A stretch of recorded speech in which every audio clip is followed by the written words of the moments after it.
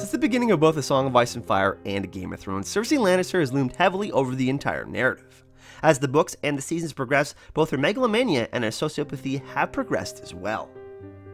There's an old adage, to never turn one's back on someone who has nothing to lose. Show Cersei is already at this point, and book Cersei is well on her way there. Her disregard for human life manifests itself early on, and progresses as the narrative goes on in the story. She goes from trying to protect her children to wanting revenge for its own sake, as she tells Tommen in the show. I would do anything for you. Anything to keep you from harm. I would burn cities to the ground. I think it's obvious to the viewer and the reader that Cersei is going off the deep end in a mad prophecy-fulfilling rage. She's done everything to prevent the Valonqar prophecy from happening, just to push it right along the tracks with her actions. One is reminded of Oedipus Rex by Sophocles in that the actions which she takes causes it to come true. A self-fulfilling prophecy. In the show, the beginning of the wildfire destruction has already happened, and in the books, it has begun as well, with the death of Tywin. Cersei destroys the Tower of the Hand, figuratively cutting off her own hand to spite her arm. This is also an echo of the maiming of Jaime Lannister. Unfortunately, while this has eventually made him a better person, it is for her a step down to the road of madness. I think what we see here is a path laid out for her to descend into insanity. When one has nothing left to lose, like all bets, the kid's gloves are off. Book Cersei is on the verge of this, but show Cersei has hit a nihilistic point where all she wants is to take as many people down with her as possible. And this is much like the Mad King heiress, she wants to see them burn. Here's a quote from A Feast for Crows, Jaime Lannister. His sister liked to think of herself as Lord Tywin with teats, but she was wrong. Their father had been relentless and implacable as a glacier, where Cersei was all wildfire, especially when thwarted. Cersei said this in A Game of Thrones, I will burn their cities to the ground if they touch her.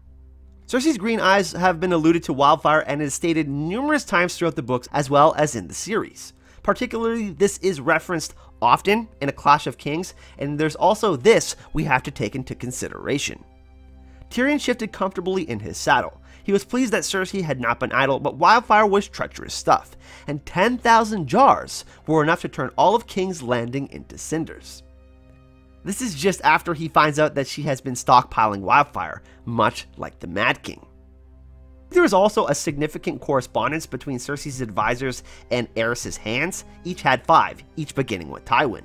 Many accurately unfavorable things can be said about Lord Tywin Lannister, yet he was a competent advisor and a competent hand as well.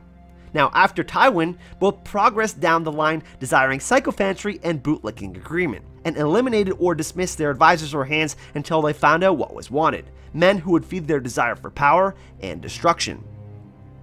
Look at their mirroring paths. Mad King Aerys Targaryen had Tywin, Owen Merryweather, Jon Connington, Corlton Chelstead, and it ends with Rossart, and Cersei follows a similar path. Tywin Lannister, to start off, Littlefinger, Jaime Lannister, Lady Taena, and Qyburn.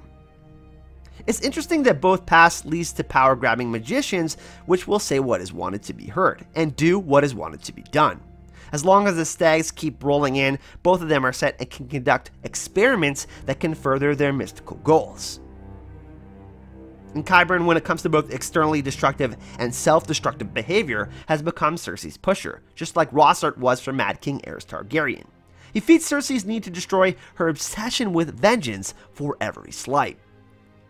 He even created Robert Strong and found the caches of wildfire, which gave her what she wanted: instant power. But this in turn gives him what he wants, free reign to experiment and power of his own.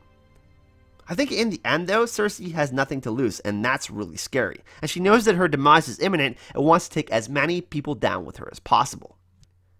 As cliche as the phrase is, she will stop at nothing, just like Mad King Aerys Targaryen.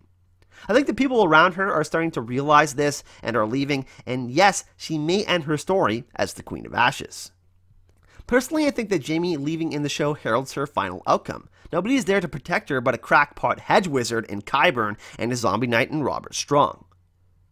The best hope that King's Landing, which is essentially her only kingdom now, is that Jaime Lannister is courageous and honorable enough to end her reign in the same way he did for Mad King Aerys Targaryen. But what do you think? Will Cersei become the Queen of Ashes, or will the Valonqar prophecy be fulfilled? Let me know your theories and your thoughts in the comment section.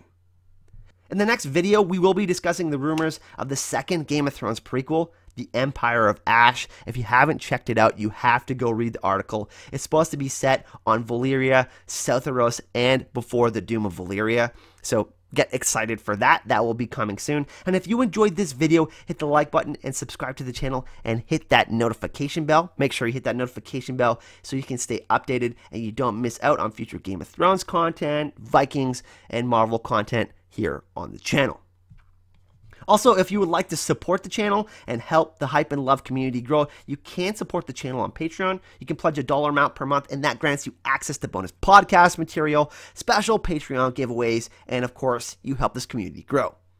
Link to my Patreon, GoFundMe for Worldcon and DragonCon, Twitter, and Facebook are in the description of this video. Thanks for watching again, everyone, and Hype and Love. Hype and Love.